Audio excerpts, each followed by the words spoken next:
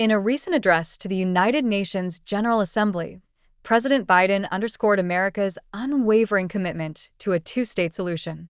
However, he stopped short of outlining a definitive path forward, leaving many to question the efficacy of these assurances amidst escalating tensions in the region.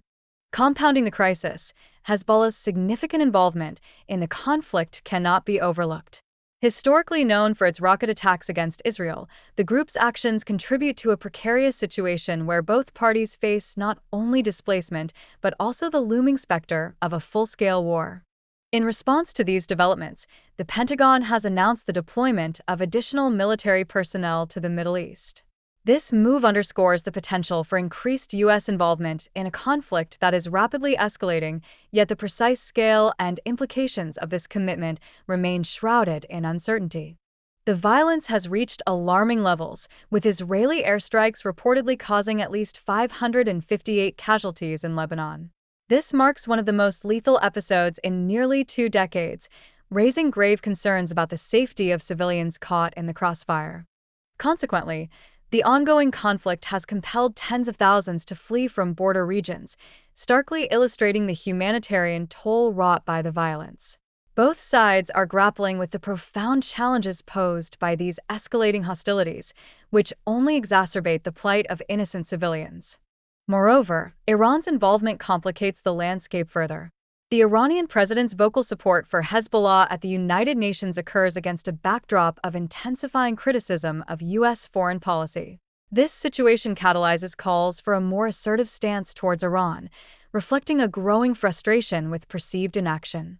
In recent military operations, Israel has struck key Hezbollah leaders, directly impacting the group's command structure. This tactical approach aims to diminish Hezbollah's operational capabilities in the region, illustrating a strategic initiative to mitigate threats posed by non-state actors. As the conflict unfolds, civilian casualties in Lebanon continue to escalate, with over 558 reported deaths and countless injuries. This tragic reality underscores the severe humanitarian crisis that has emerged as a direct consequence of the ongoing strife. On the domestic front, residents of northern Israel have been subjected to relentless rocket attacks since October 8.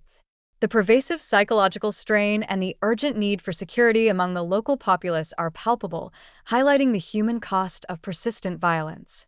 As we analyze the broader context, Biden's emphasis on climate change during public addresses suggests a potential shift in policy priorities.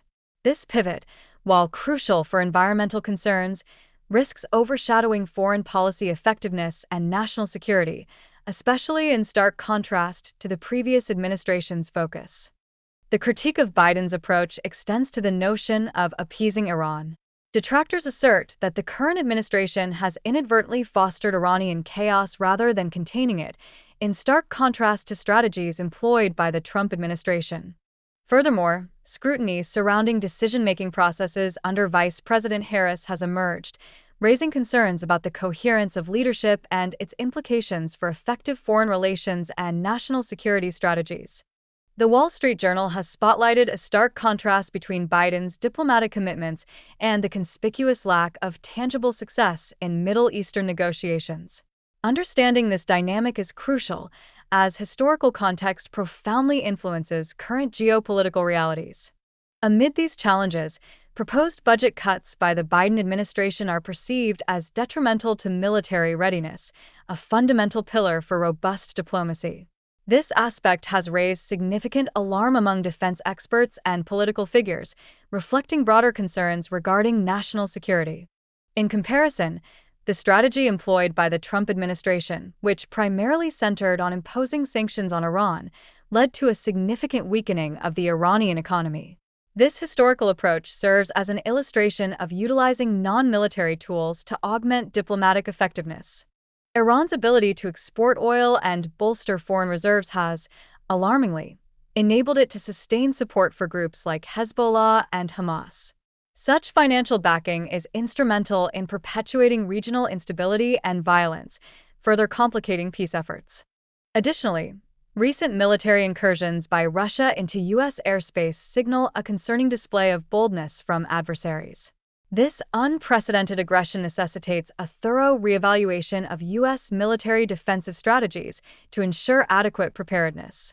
Ultimately, the perception of weakness within the Biden administration is prompting adversaries to test U.S. resolve in critical areas such as Alaska and the Arctic. Strengthening military capabilities is increasingly being viewed as essential in countering these emerging threats.